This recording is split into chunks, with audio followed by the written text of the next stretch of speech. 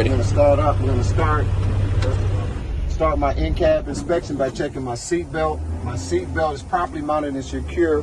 It's not cut, cracked, or frayed. It locks, it's adjusted to me, and it unlocks. Next, I need to check my emergency equipment. I have 3 emergency triangles that are properly mounted and secure. I have an ABC fire extinguisher charged in the green that's properly mounted and secure, and I have spare fuses in the glove box. The next thing for me to do is perform my safety start. And the safety start, just where I turn the key from the off position to the on position, and let my needles rise and fall, and my ABS light come on and off. ABS light on and off, my needles rise and fall. Then I'll go ahead and start it.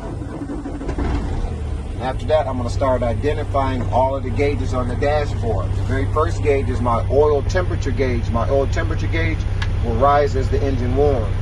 Next is my water temperature gauge. It should be reading between 180 to 200. Then my voltmeter gauge, which is right at the square box right in the center, it should be reading between 12 to 14.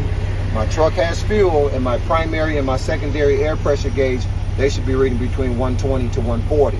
Next, I'm just going to move on down on the same panel, turn this gauge all the way to the right. My low beam headlights are working properly. Push the signal forward, get that blue light on in the dashboard. My high beams are working properly. My right turn and my left turn signals, they both are working properly. My 4-way emergency signals, they're working properly.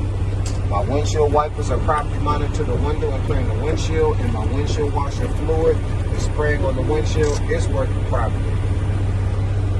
My city horn works properly. My air horn is working properly. Now I'm ready to move from left to right, turn this gauge all the way to the right. Air is blowing on the windshield, my defroster is working properly. Move this gauge to the center, air is blowing on the floor, my heater is working properly. Now I'm ready to brake outside from left to right. My driver's side mirror and my passenger side mirror, they both are properly mounted and secure and adjusted to me, and the glass is not cracked or broken. My driver's side window and my passenger side window, they both are properly mounted and secure. The glass is not cracked or broken, and there are no illegal stickers.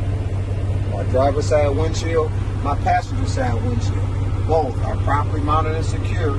The glass is not cracked or broken. There are no illegal stickers, and it's not leaking in the seal.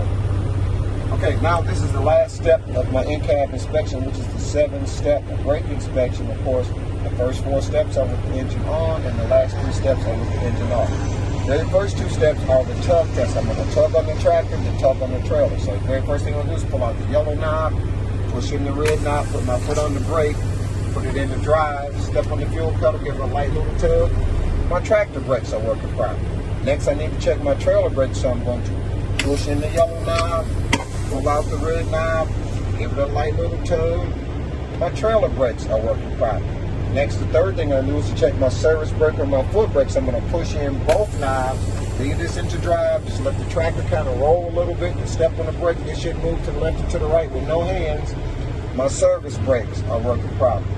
Now, this is the last step. This is step number 4. We need to get our governor to cut off. That means we need to get the maximum amount of air into our air system so that we can get that, listen for that sneeze sound, to get our air pressure to max out right around 120 to 140. Come on. Pull out both knobs, put this back into neutral, rev up my RPMs up to 10. We're going to listen for that sneeze sound, which should happen right around 120 to 140.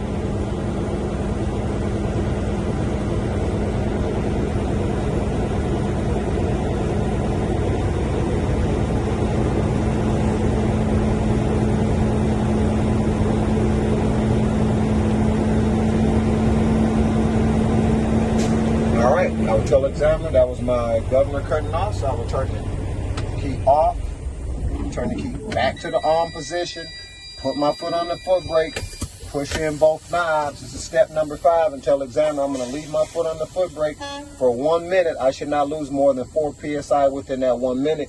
Do you want to time me? Okay, it's been 1 minute. Let's go to the next step. That's to get my emergency light, warning, and buzzer to come on. If I fan these brakes down, that light and warning buzzer should come on at or near 55 psi.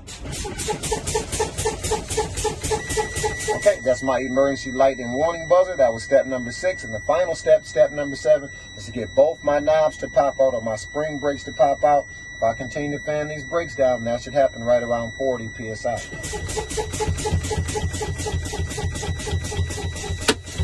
Okay, both knobs pop out. That would conclude my in-cabin inspection. So at this point, I will turn on my 4-way and my low beam headlights and go out to the front of the tractor and start talking there. Stop that video.